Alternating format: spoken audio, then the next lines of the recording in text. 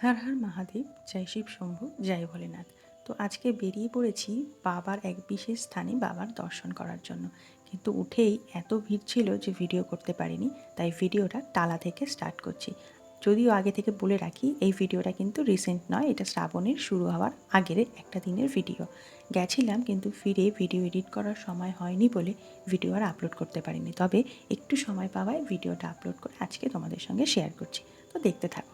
আসলে শ্রাবণ মাসটা হচ্ছে বাবার ভক্তদের জন্য একটা ভীষণই পছন্দের সময়। এই সময়ে ভক্তরা তাদের মনের বাসনা পূরণ করার জন্যে উপোস থেকে বিভিন্ন উপায়ে বাবার সেবা করে থাকেন এবং পূজা দিয়ে থাকেন। তো তেমনই তাদের মতন আমিও বাবার এক ভক্ত গেছিলাম বাবার দর্শনে, কিন্তু একটু সমস্যা হয়ে যাওয়ায় সেদিনকে পুজো দিতে পারিনি। তবে ইচ্ছে আছে, আশা করছি শেষ সোমবার অর্থাৎ শ্রাবণের যে শেষ সোমবার সেই দিনকে যাব এবং সে সময় একটা ভিডিও করে তোমাদের সঙ্গে শেয়ার করব। তো সেদিন আমি গেছিলাম এক প্রকার ঘুরতে। শুনেছি বাবা ভূতনাথ, বুড়ো বাবা বা মোটা শিব নামে পরিচিত এই বাবা ভীষণ জাগ্রত। এখানে তোমার নিমতলা শ্মশান থেকে একদম ভস্যের ছাই দিয়েই নাকি আরতি করা হয়ে থাকে। আরও অনেক রকম জিনিস শোনা যায় এখানে। তো খুবই জাগ্রত একটা জায়গা। তো আমি আসার ইচ্ছা ছিল, আসলাম। এসে দেখছি যে এখানে পুজোর জন্য আলাদা করে বাড়ি থেকে কিনে আনার কোনো জিনিসের প্রয়োজন নেই। আমি তো ভেবেছিলাম জিনিসপত্র সব কিনে নিয়ে আসবো, যেমন মিষ্টি, মালা, ফুল এসব। কিন্তু এখানে দেখলাম খুব সুন্দর করে সব কিছুই ডালার মতন করে সাজিয়ে বিক্রি করছে, এবং একটা নয় অনেকগুলো দোকান আছে। ঠিক তোমার পছন্দের মতন তুমি বেছে নিয়ে বলে দিতে পারো। তো এখানে দক্ষিণেশ্বরের মতন কোনো হাত ধরে টানাটানির ব্যাপার নেই। দোকানদাররা পাশে রয়েছে, যে যার দাম বলছে, তুমি তোমার মতন করে কিনতে পারো। পাশে এই যে দেখো, এখানেও একটা মন্দির আছে আর সুন্দর করে সাজানো। দেখো, এখন তো শ্রাবণে তো ভীষণ সুন্দর করে সাজানো, তবে এটা শ্রাবণ মাসেরই এক সপ্তাহ আগের ভিডিও। এই দেখো, এখানে কবিগুরু রবীন্দ্রনাথ ঠাকুরের সমাধি প্রাঙ্গণও আছে, এখানেও যাব। এই যে হচ্ছে বাবা ভূতনাথের মন্দির। দেখো, ভেতরে কোনো ক্যামেরার অ্যালাউ নেই বলে আমি ভিডিও করতে পারিনি, বাইরে থেকে যতটুকু করার করলাম। এই যে দেখতে পাচ্ছ, এর ভেতরে এসে দেখলাম যে এখানে ওপরেই দ্বাদশ জ্যোতির্লিঙ্গের পরপর ছবি দেওয়া রয়েছে। এর বেশি আর ভিডিও করতে পারিনি। তো বাবার সামনে গিয়ে মনের বাসনা জানি প্রণাম করে ইচ্ছে প্রকাশ করে আসলাম যে বাবা একদিন এসে উপোস করে তোমার পুজো দিয়ে যাব। আশা করছি সেই উপোস করে পুজো দেওয়াটা আমার ইচ্ছের পূর্ণ হবে। শেষ সোমবার যাব পুজো দিতে। এই দেখো, এই হচ্ছে শ্মশানটা। এখানে কাঠের চুল্লি আর পাশে আছে কারেন্টের। আর আস্তে আস্তে করে ঢুকে পড়লাম। এই যে দেখে নাও, রবীন্দ্রনাথ ঠাকুরের সমাধিস্থলের পাশ দিয়েই ঢুকছি।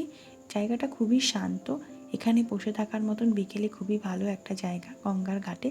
তবে এখানে হাওয়া দিচ্ছিল খুবই সুন্দর, কিন্তু তার সঙ্গে সঙ্গে যেহেতু পাশে চুল্লি আছে, তো একটা পোড়া পোড়া বাজে গন্ধ বেরোচ্ছিল। তো গা গুলিয়ে যাওয়ার মতন অবস্থা হয়েছিল। এই যে দেখো, এখানে রবীন্দ্রনাথ ঠাকুরের সমাধি রয়েছে, এখানে রবীন্দ্রনাথের দেহাবশেষ রয়েছে। এছাড়া এখানে দেখো তারাশঙ্কর বন্দ্যোপাধ্যায়, শহীদ মুর্শিদ দাশগুপ্ত, এনাদেরও সমাধি আছে, বিদ্যাসাগরেরও সমাধি আছে দেহাবশেষের, অর্থাৎ সেই ভস্ম চূর্ণগুলোর। জায়গাটা খুবই সুন্দর, শান্ত ছিল। কিন্তু কয়েকটা বাচ্চা এখানে যে চিৎকার চেঁচামেচি শুরু করেছে, আর এত মারাত্মক পরিমাণে পড়ার গন্ধ বেরোচ্ছে যে বসে থাকা দায়। তাই আমি একটু উঠে জায়গাটা পরিবর্তন করে হাওয়া বদল করছিলাম আর কি। এ মাথা থেকে ও মাথা হাঁটছিলাম আর এত সুন্দর জায়গাটা ক্যাপচার করছিলাম।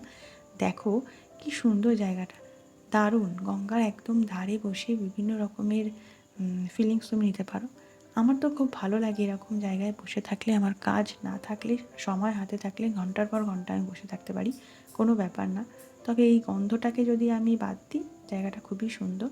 গন্ধটার কারণে একটু অস্বস্তিকর হয়ে উঠছে বসার কারণে। তো অনেকেই এখানে বসে আছে। আর বসে থাকতে থাকতে দেখলাম, দেখো এই যে কী সুন্দর ক্রুজগুলো যাচ্ছে, কত রকমের সেলিব্রেশন চলছে এখন। এখানে দেখছি বিভিন্ন ঠাকুরের উৎসবও হয়ে থাকে, অনেকেই ভাড়া নিচ্ছেন, যেমন তোমার সৎসঙ্গ এরকম টাইপের। তো এই পাশে বসে এইগুলো দেখতে দেখতেই দেখলাম যে একটা বার্থডের ক্রুজ যাচ্ছে, হয়তো কারোর জন্মদিন ছিল, তো সেখানেই সেলিব্রেশন হচ্ছে, সেটাই আমি দেখছিলাম। আর এই যে দেখো, কিছু কিছু অংশ তুলেছি। খুবই সুন্দর জায়গাটা। এখানে এসে ঠিকঠাকভাবে বসা যাচ্ছে না গন্ধের কারণে, তবে এই জায়গাটা ভালো গন্ধটাকে বাদ দিয়ে। তো দেখো কি সুন্দর লাগছে, দেখো ভিউটা। আমি কখনো ক্রুজে এরকম করে ঘুরিনি, একদিন ইচ্ছা আছে ঘুরবো। তো এই ছিল আজকের ভিডিও। তোমরা যারা মনে করছো এখানে আসবে পুজো দিতে, কোনো কিছু কেনার দরকার নেই, কিনে নিতে পারো, এখানেই সুন্দর করে পুজো দিতে পারো। আর আমার পেয়ে গেছিলো খিদে, তাই একটুখানি কচুরি আর এই ঘুগনি খেয়ে নিচ্ছিলাম। যদি তোমাদের ভিডিওটা ভালো লাগে অবশ্যই লাইক করো, চ্যানেলটা সাবস্ক্রাইব করে পাশে থেকো। আশা করছি আমি নেক্সট টাইম ভিডিও করতে পারবো ভূতনাথের আবার করে।